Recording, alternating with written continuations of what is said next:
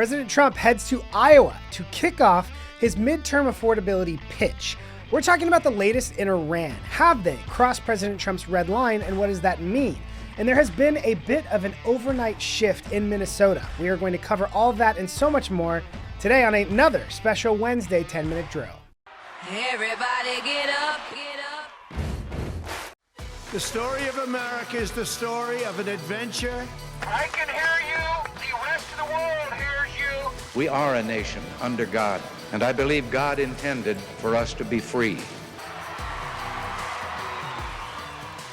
Yesterday, President Trump headed to Iowa to kick off his midterm affordability pitch. Under my leadership, economic growth is exploding to numbers unheard of. They've never had them before in recent times, and we're just getting started. This comes at the same time as Senate Majority Leader John Thune and a group of 15 Senate Republicans are also hitting the road to tout the wins in the big, beautiful bill and their Republican agenda. One of the key priorities of President Trump and Republicans is to highlight the fact that upcoming tax returns over the next few months are full of incentives from the One Big Beautiful Bill that should leave more cash in people's pockets. The Treasury Department has estimated that people will see $1,000 more in their returns this year than they saw last year.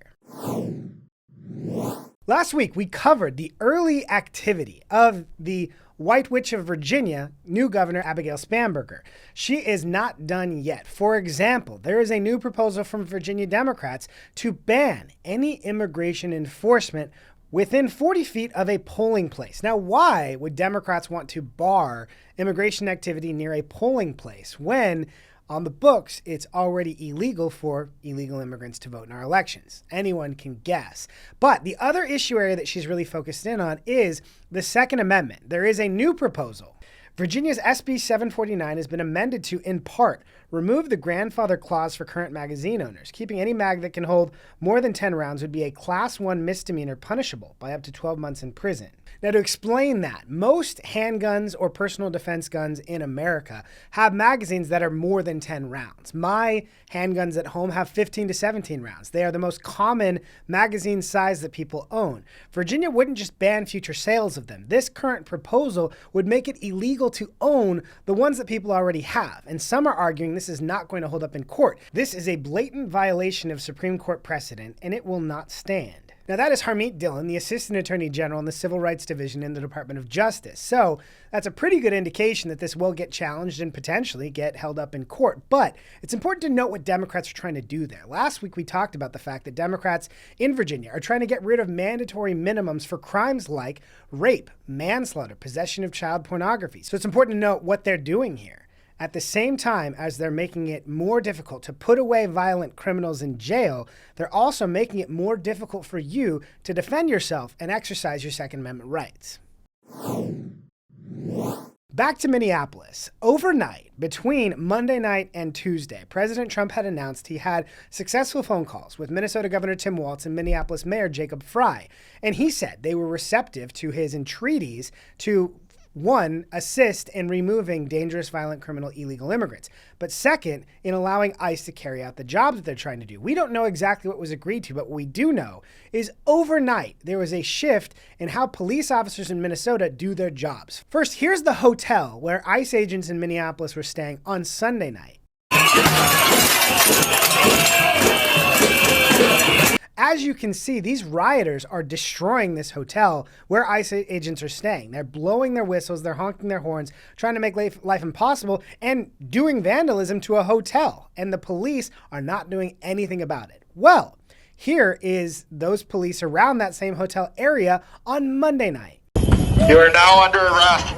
Please sit down and wait for instruction.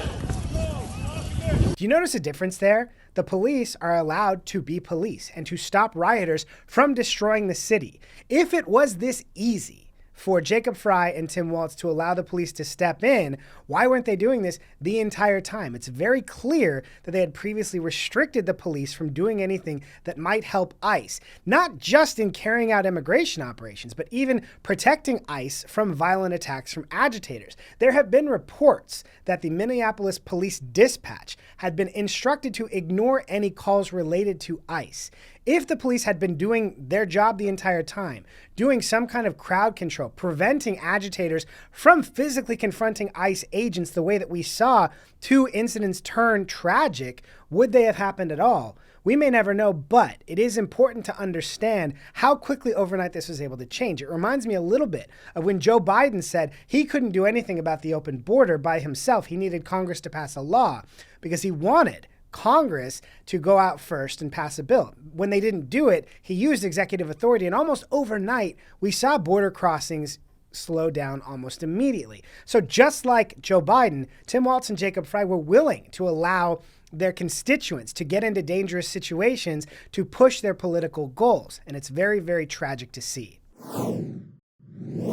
We've talked a little bit about how the agitators in Minneapolis have tried to pressure businesses to take political positions against President Trump, against ICE, against immigration enforcement. And it's been interesting to see how many of those companies have resisted. But one person who's very mad about those companies resisting is former Democrat presidential candidate Tom Steyer. American CEOs, if you haven't stood up, shut up. Now that is billionaire climate activist Tom Steyer. And if there's anyone who can feel and channel the energy of the grassroots in this country, it is billionaire climate activist Tom Steyer. But a group of companies put out a statement over the weekend that many have lauded as a good view of what a post-left-wing captured corporate America actually looks like.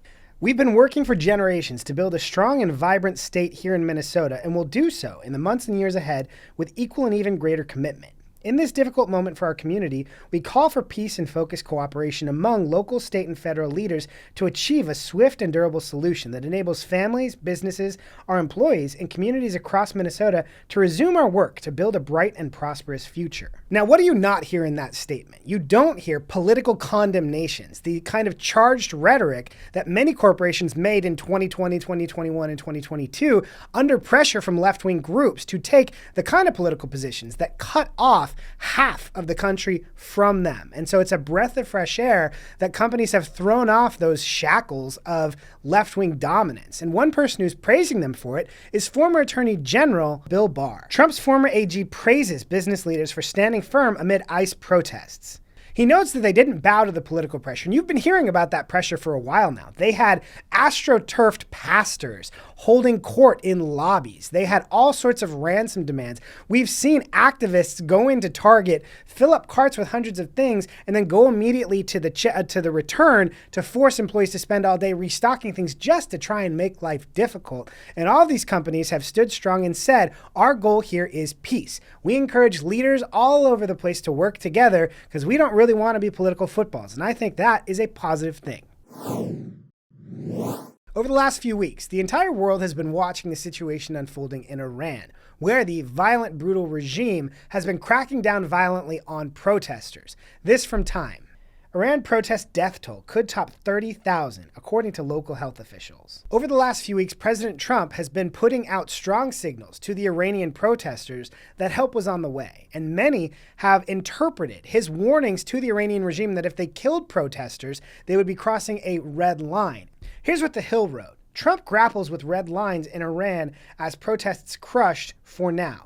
President Trump has also continued to warn Iran that we have an armada surrounding it. But at the same time, he is also announcing that Iran wants to make a deal with him for peace. What that peace would look like, we're not really sure, but it would likely mean some form of the Iranian Ayatollah leadership maintaining some kind of power when what the people protesting on the ground really want is them overthrown completely. Mark Thiessen, Washington Post columnist, warns this. Failure to enforce his red line with Iran and negotiate a nuclear deal instead would repeat exactly what Obama did when he failed to enforce his Syria red line, and then negotiated a chemical weapons deal, a deal Syria later violated. Trump is not Obama. I don't believe he'll flinch like Obama did. So as President Trump continues to warn Iran and continue to position military assets around Iran, but also discuss a potential deal, all eyes are on the unrest in that region. For our You Can't Make It Up segment today, we have two major Democrat thought leaders discussing what they think Democrats should focus on should they win in the midterms and then the next presidential in 2028. That is former CNN anchor Jim Acosta and former Bravo interior decorator turned major Democrat thought leader and podcast host Jennifer Welsh. The Democrats ought to be talking about expanding the Supreme Court. And impeaching. And they should certainly be talking about impeaching, I think.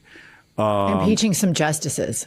Now, it's important to note that even though these are two crazy people, they are prominent left-wing thought leaders. Jennifer Welsh's podcast will be a must-stop for every Democrat who runs for president in 2028. And the idea of packing the Supreme Court is not new. Democrats have been threatening this for a while. Pete Buttigieg talked about it on the stump just a few weeks ago, and even Democrats in the Senate have talked about wanting to do this if they ever get back into power.